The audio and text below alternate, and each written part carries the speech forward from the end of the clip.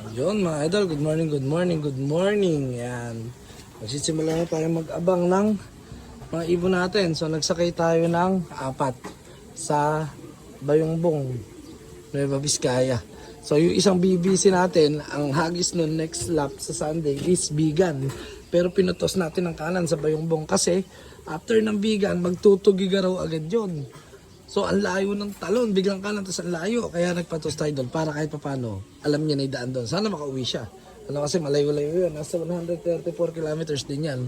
Ano, sana pala rin. Ito yung speed natin yan mga idol. Ayan. 1.4 pa. Yung cellphone ko, tingnan nyo, puro tama yung puro guhit. 1.4 pa mga idol. Abang tayo, let's go. Yan mga idol. Speed check tayo. 1.318. Ayan, 1.318 pa. Wala pa nagklaklak sa sector namin. Sector A wala pa sa ngayon. Pero yung sa mga bungad, ang speed nila is 1.2 mahigit. So tingnan natin, may dropper na tayo dyan. Bigyan tayo ng dropper. Ayan. So sana dumating yung mainitin natin. Ikuling tayo ng dalawa kasi. Yung isa first time pinuling, yung isa si 3.7, yung consistent natin mabilis. Yung isa sinubukan natin kasi naghabol sa kapares. Malalaman natin kung bibilis ba. Titingnan natin kung totoo ba kasabihan na pag naghabol, sigurado bibilis. Meron ako kasi hindi ako niniwala doon mga idol. Marami na ako naghabol dati. Meron talagang ibon na talagang makupad lang. Meron naman talagang mabilis kahit hindi habol. Kaso makulit. Ano? Yun. So, abang-abang tayo mga idol. Let's go. Mga idol, ito. May ibon na tayo. Ayan yung pang first time natin pinuling. Ayan possible po limida. Ito pa isa. Ito mga idol, yung BBC natin Basal lang ba yung bung yan?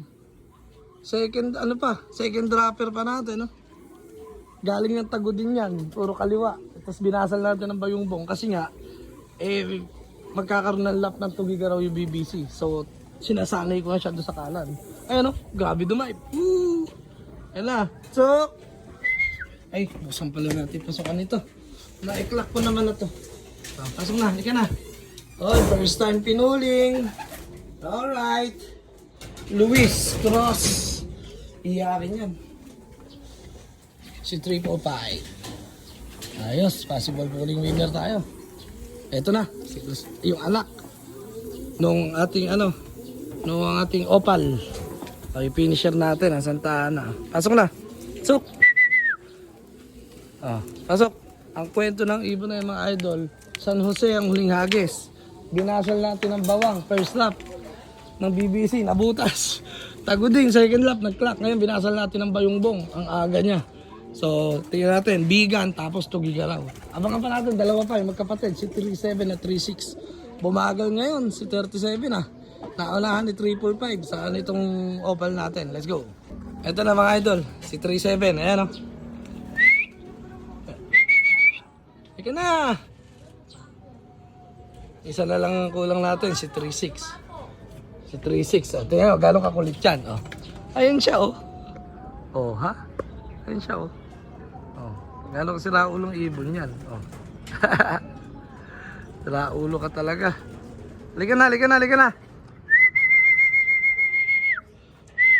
Ayun na, bababa rin yun mga idol. Pakulit lang talaga yan.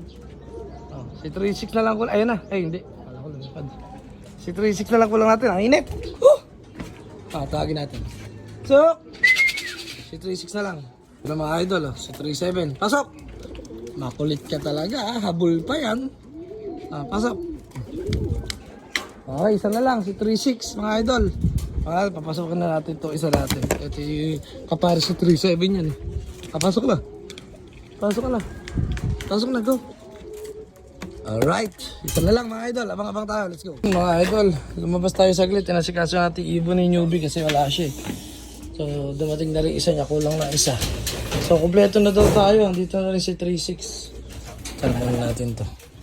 Ayan, dito na nga si 36. Ayan, 36 yan. Ayos. 4 out of 4 tayo, Bayongbong, Nueva Vizcaya. Ayan.